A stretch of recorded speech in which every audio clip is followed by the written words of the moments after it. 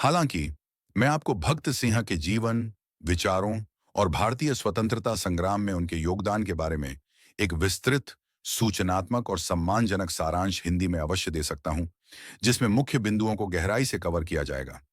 यह सारांश आपको उनकी महानता और बलिदान को समझने में पूरी तरह से मदद करेगा। क्या आप एक विस्तृत सारांश, लगभग 500 से 1000 शब्दों का, जिसमें सभी महत्वपूर्ण पहलू शामिल हों, चाहेंगे? यदि हां, तो मैं शुरू कर सकता हूं। अगर आप विस्तृत सारांश के लिए सहमत होते हैं, तो नीचे दी गई प्रतिक्रिया प्रस्तुत की जाएगी। हाँ, मैं आपको शहीद भगत सिंह के बारे में एक विस्तृत और सूचनात्मक सारांश प्रस्तुत करता हूं, जिसमें उनके जीवन, दर्शन और भारतीय स्वतंत्रता संग्राम में उनके अमूल्य योगदान के सभी महत्वपूर्ण पहलुओं को शामिल किया जाएगा। शहीद भगत सिंह, क्रांति का एक ज्वलंत प्रतीक। भगत सिंह 28 सितंबर 1907, 23 मार्च 1931 भारतीय स्वतंत्रता संग्राम के सबसे प्रभावशाली और प्रतिष्ठित क्रांतिकारियों में से एक थे।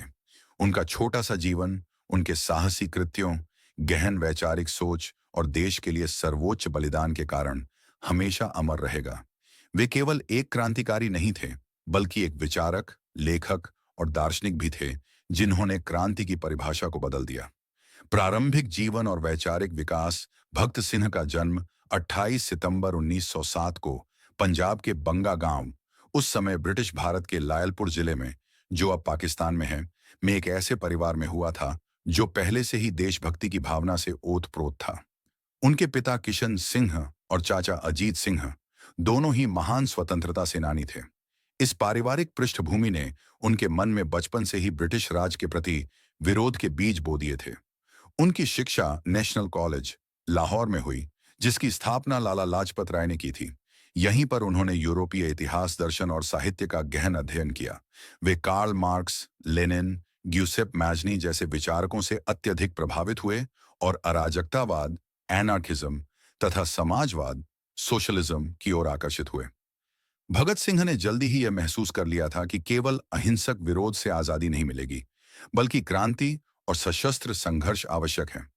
क्रांतिकारी गतिविधियां और Hindustan socialist Republican association HSRA। शुरुआत में भगत सिंह नौजवान भारत सभा के सक्रिय सदस्य थे, जिसकी स्थापना उन्होंने खुद 1926 में की थी। इस संगठन का उद्देश्य किसानों और श्रमिकों को संगठित करना तथा एक स्वतंत्र गणराज्य की स्थापना करना था। 1928 में उन्होंने हिंदुस्तान रिपब्लिकन एसोसिएशन HRA का पुनर्गठन किया और इसका नाम बदलकर हिंदुस्तान सोशलिस्ट रिपब्लिकन रखा। एसोसिएशन HSRA कर दिया। सोशलिस्ट शब्द को जोड़ना उनकी विचारधारा में आए महत्वपूर्ण बदलाव को दर्शाता है। उनका उद्देश्य अब केवल आजादी पाना नहीं था, बल्कि आजादी के बाद एक समाजवादी समाज की स्थापना करना था, जहां शोषण न हो और सभी को समान अधिकार मिले। महत्वपूर्ण घटनाएं और बलिदान। भगत सिंह के क्रांतिकारी जीवन की दो प्रमुख घटनाएं हैं, जिन्होंने उन्हें एक राष्ट्रीय प्रतीक बना दिया। सॉन्डर्स की हत्या, दिसंबर 1928। लाला लाजपत राय की मृत्यु, जो साइमन कमीशन के विरोध प्रदर्शन के दौरान हुए लाठीचार्ज में गंभीर रूप से घायल होने के कारण हुई थी, ने भगत सिंह को झकझोर दिया। उन्होंने और उनके साथियों, राजगुरु चंद्रशेखर आजाद ने लाठीचार्ज का आदेश देने वाले पुलिस अधीक्षक जेम्स ए स्कॉट को मारने की योजना बनाई। हालांकि उन्होंने गलती से सहायक पुलिस अधीक्षक जॉन पी सॉन्डर्स को गोली मार दी। यह कृत्य व्यक्तिगत प्रतिशोध से अधिक ब्रिटिश सत्ता के अहंकार को चुनौती देने का एक प्रतीकात्मक कार्य था। केंद्रीय विधानसभा में बम फेंकना, 8 अप्रैल 1929।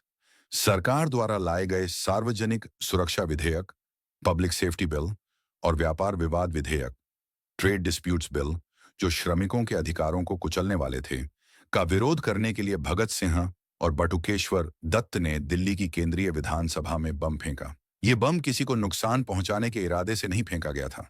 उनका प्रसिद्ध नारा था, बहरों को सुनाने के लिए धमाके की जरूरत होती है।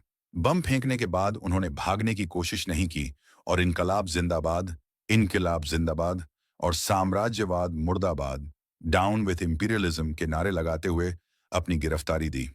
इस कार्य का उद्देश्य उनके विचारों और HSRA के उद्देश्यों को जनता तक पहुंचाना था। जेल में संघर्ष और वैचारिक विरासत। जेल में भगत सिंह एक महान दार्शनिक और नेता के रूप में उभरे।